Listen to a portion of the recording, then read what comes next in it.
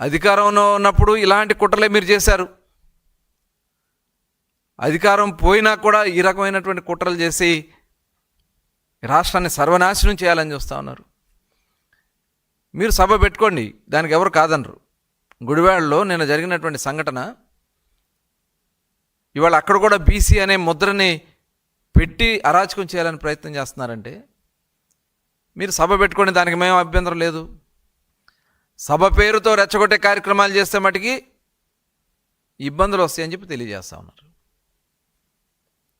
మీరు అక్కడ కావాలని చెప్పి ఉద్దేశపూర్వకంగా ఆ జెడ్పీ చైర్పర్సన్ అక్కడ నిన్న వారు మాట్లాడినటువంటి మాటలకి తెలుగుదేశం పార్టీ వాళ్ళు అక్కడ ఏదో నిరసన తెలియజేసుకుంటా ఉంటే వాళ్ళ మధ్యకు వచ్చి రెచ్చగొట్టే కార్యక్రమాలు చేయటం, వెళ్ళిపోమని చెప్పి బతిలాడినా కూడా వెళ్ళకుండా మళ్ళీ వెనక్కి వచ్చి వాళ్ళ మీద పరుష పదజాలంతో భార్యాభర్తలు ఇద్దరు మాట్లాడితే అక్కడేదో పెద్ద డ్రామా చేసి ఇంకా మహానటుల్ని మించి నటిస్తూ ఉన్నారు. మహానటులు నిజంగా చూస్తూ ఉంటే సిగ్గు అనిపిస్తూ ఉంది. అసలు వీళ్ళు ప్రవర్తన చూస్తూ ఉంటే సభ్య సమాజం సిగ్గుపడతా ఉంది. దీనికి మళ్ళీ బీసీ కార్డు. అసలు మీరు మనుషులేనా? అన్నం తింటున్నారా మీరు? అసలు మానవత్వం ఉందా మీకు? ఒక ఆడబిడ్డవై ఉండి నువ్వు ఈ రకమైనటువంటి ప్రవర్తన చేయటం మీకు ఎంతవరకు సమంజసం?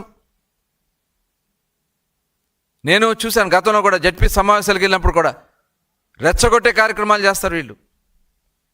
వాళ్ళ ప్రవర్తన, ఆలోచన విధానాలు ఏ రకంగా ఉన్నాయనే దానికి నిన్న వాళ్ళు వీడియోలు మొత్తం కనబడుతున్నాయి. వాళ్ళు ఏ రకంగా ఎంత దారుణంగా బూతులు తిడతా ఉన్నారు.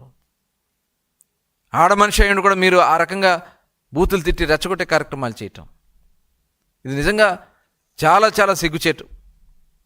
నిజంగా కృష్ణా జిల్లా జడ్పీ చైర్పర్సన్గా ఆ మహాతల్లి ఈ రకమైనటువంటి రెచ్చగొట్టే కార్యక్రమాలు చేసి ఇవాళ అక్కడ తిరగబడితే దాన్ని తెలుగుదేశం పార్టీకి, తెలుగుదేశం పార్టీ నాయకత్వానికి,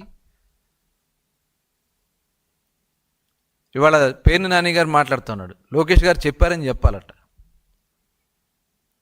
అని ఆ నాయకుడితో చెప్పి రాష్ట్రం అంతా బొగ్గుమనిపించాలంట. అసలు ఏంటి వీళ్ళ ఆలోచన విధానాలు? ఇవాళ మీరు బుక్ అయిపోతున్నారు, అది గుర్తుపెట్టుకోండి. మీరు చేసినటువంటి కార్యక్రమాల వల్ల 151 నుంచి 11కు పడిపోయారు. ఇలాంటి కుట్రలు చేసే మీరు దుర్మార్గమైనటువంటి ఆలోచనలు చేసే 151 నుంచి 11కు పడిపోయినటువంటి మీ పరిస్థితులు రేపు రాష్ట్రంలో మీ జాడ కూడా లేకుండా పోతుంది. దాంట్లో ఎటువంటి అనుమానం లేదు, అది గుర్తుపెట్టుకోండి.